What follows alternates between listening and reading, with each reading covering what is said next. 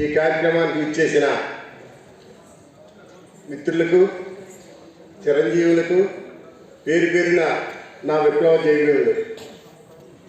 కళ కోసం కాదు, కళ ప్రజల కోసమని మరి ఆ మహానుభావులు చెప్పడం తెలుసు. అయితే ఈ సమాజంలో బహుజనుడా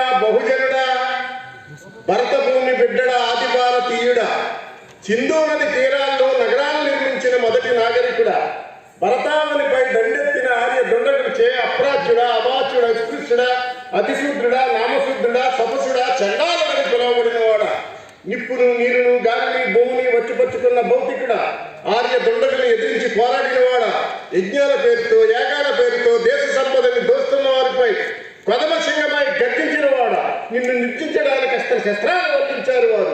మనుస్మృతులు, పరాశర స్మృతులు, యజ్ఞోర్వ స్మృతులు, నారద స్మృతులు, ఔసన్య స్మృతులు నీకు సంఖ్యలు బిగించాయి, నిన్ను ఊరు బయటకు ఇచ్చాయి. వాక్కు నుండి, దిక్కు నుండి, నీడ నుండి, పల్లి నుండి నెట్టివేసి దురక్రమదారులు దొండగ రాజ్యాలు నిర్మించారు వారు. బహుజనుడా భరత భూమి బిడ్డడా.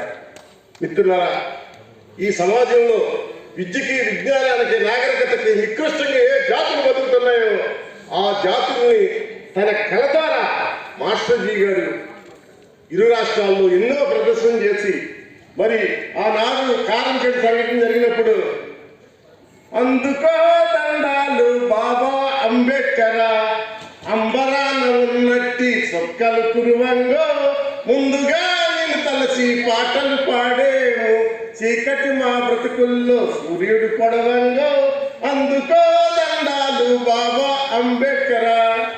మరి ఈ పాట తెలుగు రాష్ట్రాల్లో బహుజన కులాల నాలుగు మీద ఇయ్యాక కూడా అంబేద్కర్ జీవిత చరిత్ర మొత్తం మరి అందించిన మహానుభావుడు మాస్టర్జీ గారికి మరోసారి నా హృదయపూర్వకమైన జైవీరులు. మరి ఈ సమాజంలో ఏ వెనకబడిన వర్గాలు ఉన్నాయో, ఎస్సీ, ఎస్టీ, బీసీ, మైనారిటీ వర్గాలు, మరి ఆ వర్గాల్ని, ఆ కులాలని, ఆధిపత్య కులాలు కొన్ని వేల సంవత్సరాలు విద్యకి, విజ్ఞానానికి మరి ఊరి బయటికి నెట్టివేస్తే ఇప్పుడిప్పుడే మనం మరి డాక్టర్ బిఆర్ అంబేద్కర్, పూలే నారాయణ గురు, సాహు మహారాజు ఇటువంటి మహానుభావులందరూ ఈ జాతి విముక్తి కోసం తన వంతుగా పనిచేస్తే మాస్టర్జీ గారు తన డప్పు, తన పాట, తన మాటగా మరి జనాల కోసం నిరంతరం మరి శ్రమిస్తూనే ఉన్నారు. మరి నిజంగా చెప్పుకోవాలంటే ఈనాడు ఈ కళల పట్ల జనాలకి అంత విశ్వాసం కనపడతలేదు. పట్టు జారిపోతా ఉంటే చీరప అటువంటి పాటలు అంటే మాత్రం యువత పెడమార్గం బట్టి పరిస్థితులే కనపడుతున్నాయి తప్ప సక్రమైన మార్గంలో నడిచే కళలు, పాటలు మాత్రం మనకు కనపడతా. అటువంటి పాటలు ఎవరు రచిస్తున్నారు?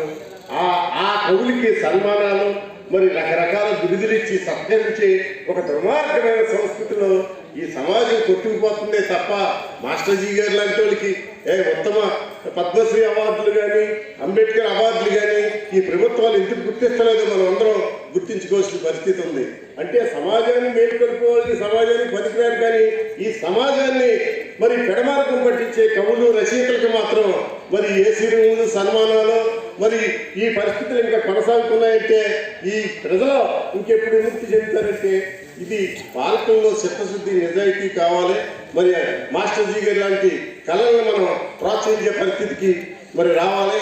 అందుకోసం ఆ మహానుభావుడు మరి చేసే ఈ కార్యక్రమానికి మరి బహుజన కులాల తరపుని, వైఎస్ఆర్సీపీ తరపుని నా విప్లవ జైవీరులు. Thank you very much.